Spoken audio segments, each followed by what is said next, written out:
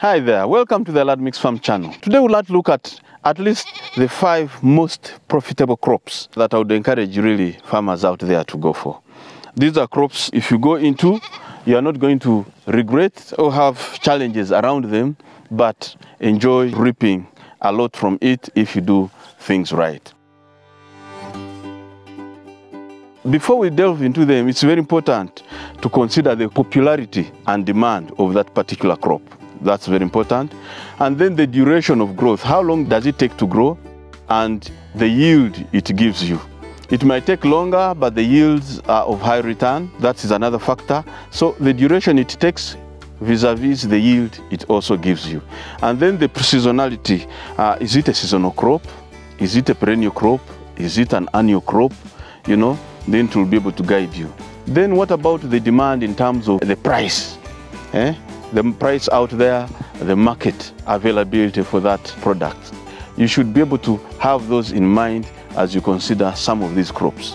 Now, the first one that we are even actually doing at Maize Farm is chili farming.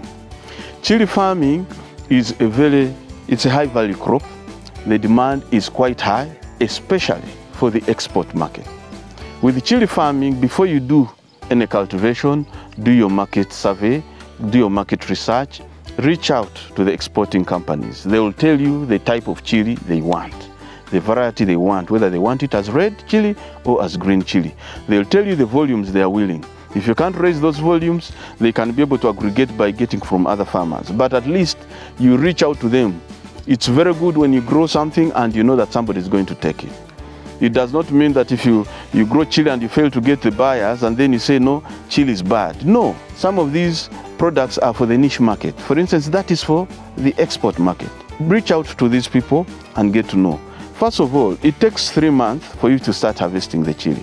1 month in the nursery bed and 2 months out there in the garden. Then when you start harvesting, you will harvest it after 2 months. So you can imagine having like 2 acres and you're going to harvest at least 500 kilograms after 2 weeks in 2 acres. And this can go for 6 months. It can go for 1 year, depending on how you are looking after the garden. So it is important that you look at that keenly. So chili farming is one. The second one is maize farming. Maize farming is another crop that you should not underestimate. Yes, it is grown everywhere, you will notice, but the demand is also equally high. This is a product that is used both for human consumption and animal consumption. When you look at feeds for cattle, when you look at feeds for poultry, when you look at feeds for piggery, and also all these institutions that use, maize, you'll realize that maize is a crop that you should go for. Only that when you harvest it, try to hoard it and make sure you don't just sell it to the middlemen immediately. If you can be able to add value to it, then you give and earn double. Just getting a milling machine and then you add value to that crop and then be able to package it properly. Instead of getting 1,000 from a kilogram of just maize grain, you end up getting at least 2,500 just by grinding it. And then if you grade it, that means the other leftovers or the byproducts is used for the animals and so forth. So maize is another crop that you should really consider as a farmer out there. The third one is plantain farming. Plantain has such a huge demand. Yes, if you look at Uganda, you will notice that there is a lot of matoke, and matoke is on high demand. People consume it a lot, but it has a tendency of fluctuating. When there is too much harvest, the price really goes down. That will not happen, cannot happen with plantain farming, because the demand is so much and people for some reason have not taken it up so much. Secondly, for it, even if it ripens, you can still sell it. You can sell it when it is still green. You sell it when it's beginning to ripen, when it has actually ripened. It's needed by most companies that are doing value addition, including beyond the borders. The Kenyans want it so much. So if you have plantain, you'll be able to harvest at least every month. And it's a perennial crop, it takes longer. And once you start harvesting, and they buy it in kilograms, which you cannot do with bananas. So if you want to really make money from farming, consider planting plantain in your gardens and you will not go wrong. The other one is pineapple farming. Pineapple farming is such a very good crop. The yields are tremendous. It takes 18 to 20 months to start harvesting. But if you consider the amount of pineapples you get in a particular acre, say you've planted 15,000 suckers, that's 15,000 pineapples. Even if you are to sell a single pineapple at 1,000, that means from an acre you're getting 15 million shillings. And remember, sometimes you'll be able to harvest and sell it at least at 2,000 shillings. And then that doubles, you see? And yet, when you start harvesting, it takes you 3 months as you keep on harvesting. You can be able to target, there are people who take it across the borders, there are companies that want to take it and do some juice. There are also these people in the different marketplaces who come and pick it. And the good thing with it, that acre does not ripen at a go. It takes phases. It takes like 3 months to be able to be exhausted. And then you'll wait. After 11 months to 1 year, you'll go again through and pick another round of harvest from the suckers that will have come. In fact, once you pick the first harvest, there's a second round of harvest from each stool. It normally brings at least 2 suckers, and that means you have 2 pineapples. Meaning, if the first lot you had 15,000 pineapples, the second lot you're going to find yourself having around 25 to 30,000 pineapples. The size is also reasonably good and can still fetch a lot of money.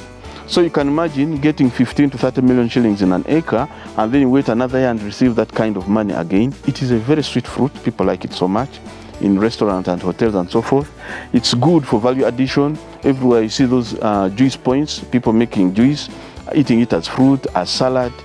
The demand is so high there. The challenge sometimes is when there is mass production and people are producing a lot, because it ripens during a certain specific periods of time.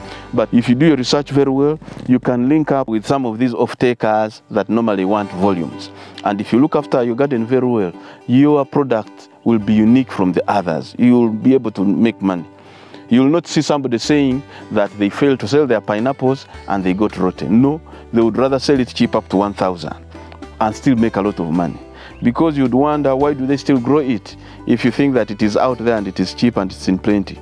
It's because they know what they get. So if you don't know this information, you'll think that pineapple farming is not good, but it's a very, very lucrative crop to go for. At Large Mixed Farming, actually, we even have the seedlings. If you're out there and you want seedlings to be able to plant an acre, get in touch with me or with that number on the screen and be able to get yourself seedlings and be able to plant pineapples. Here in the north, it's actually even rare to find a garden. I could be the only person in this sub-region with pineapples, or maybe we could be 2, but in Ware district, I don't see any other garden of pineapples. And yet this is a crop that can really transform the society around here. Then the 5th crop is Hass avocado. Hass avocado is a relatively new crop, yes, and there is a craze for it. But there is a reason why there is a craze for it.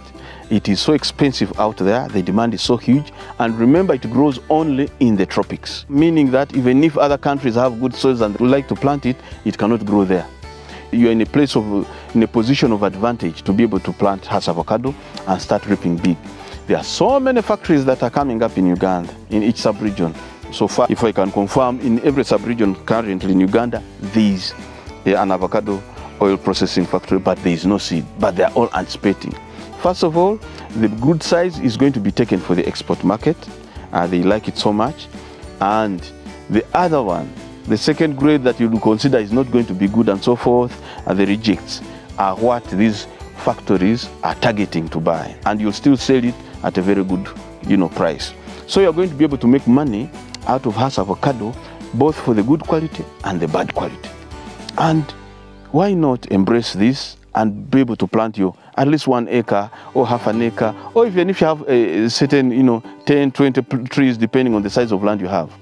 You are going to make money out of these crops that I've just told you. Thank you so much. If you consider this information helpful, please consider subscribing, press the notification bell. This is particularly helpful if you are keen on crop farming and you still say, for you, crop farming is still good. So at least if you want to go into that, then you know what to go in for, knowing that there is money out there. We welcome your comments, feedback, suggestions, and there we'll be able to journey together smoothly. Thank you.